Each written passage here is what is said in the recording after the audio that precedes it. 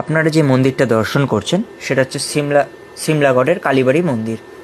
আর এখানে আসতে হলে আপনাকে সিমলাগড় নামতে হবে, মানে বৈচিগ্রাম আগে স্টেশন নামতে হবে। নেমে রোডটা ধরলে হেঁটে পর 10 মিনিট, আর না হলে ওখানে টোটো পাওয়া যায়।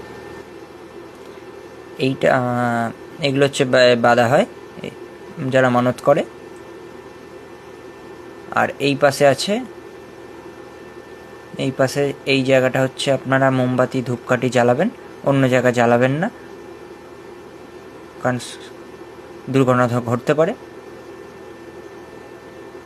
আর এই হচ্ছে মন্দিরের মেন গেট, যে গেটটা এখন বন্ধ, কারণ আমরা দুপুর 1টার পর গেছিলাম তাই বন্ধ হয়ে গেছিলো। 1-1:30 গেছিলাম তাই বন্ধ হয়ে গেছে। এখানে হচ্ছে বলি দেওয়া হয়। আর ওপরে একটা